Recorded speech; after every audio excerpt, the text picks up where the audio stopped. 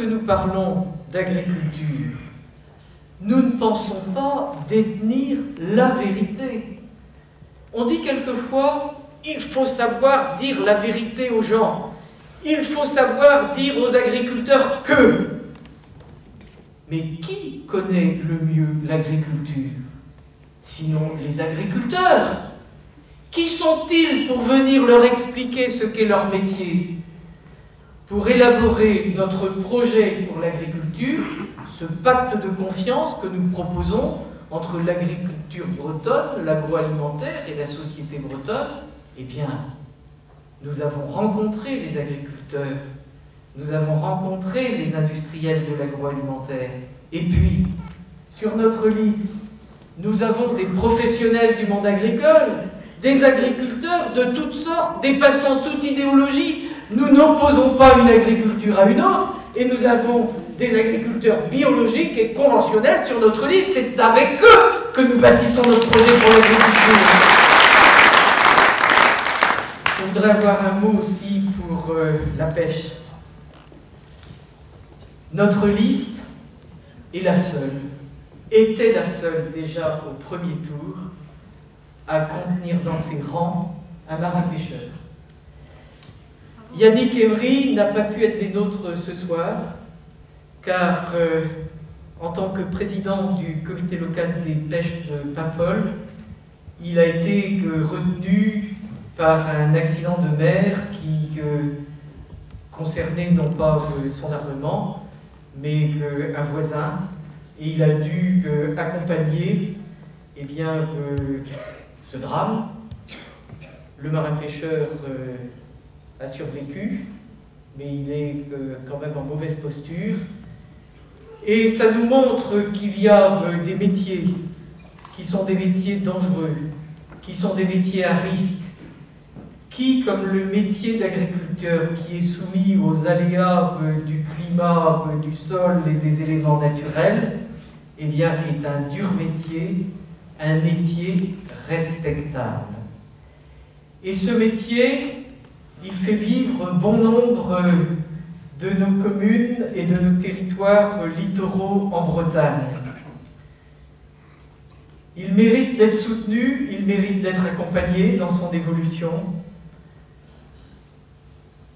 Plus de responsabilités écologiques et moins de coûts. Nos marins-pêcheurs se sont déjà engagés dans cette voie. Plus de sécurité, ce qui suppose au niveau européen que nous puissions nous faire entendre sur la taille des navires, que nous puissions faire comprendre qu'il n'y a pas assimilation entre pêche côtière et artisanale, pêche sauturière et industrielle, que nous puissions nous faire comprendre aussi sur les distorsions de concurrence qui, comme en agriculture, minent la compétitivité de nos entreprises de pêche ici en Bretagne. Alors, dans notre projet pour la Bretagne, nous défendrons notre pêche, nous serons présents là où les choses se décident. Alors, on nous a dit, mais depuis 2004, la Bretagne dispose d'une ambassade à Bruxelles.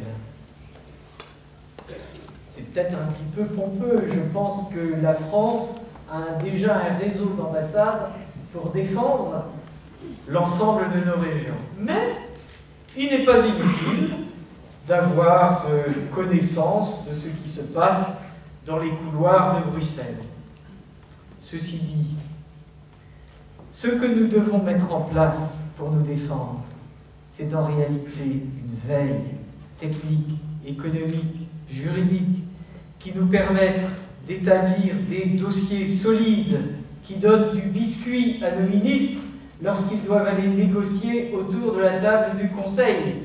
On n'en est plus à l'époque où des rapports de force se faisaient que dans la rue ou par des relations publiques, où on négociait que des restitutions contre le prix de ceci ou tel règlement. Aujourd'hui, si on veut créer un rapport de force qui soit favorable à nos intérêts, aux intérêts de nos professionnels qui font vivre notre territoire, eh bien, il faut avoir des dossiers solides, des dossiers juridiques. Lorsqu'il y a des distorsions de concurrence, qu'on n'hésite pas à ouvrir des contentieux qui ensuite, souvent, peuvent se régler amiablement parce que l'on aura enfin compris ce qu'il faut donner pour répondre aux intérêts agricoles, de la pêche, de nos activités artisanales, commerciales, industrielles dans notre région, non pas parce que nous y avons droit, mais parce que c'est ça qui contribue à la richesse de notre région, à la richesse de la France et à la richesse de l'Europe, et donc à l'emploi, et donc à l'activité, et donc à la vie.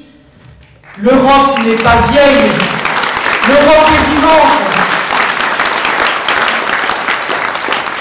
Elle est généreuse, elle doit aussi se protéger pour pouvoir continuer à exercer sa générosité.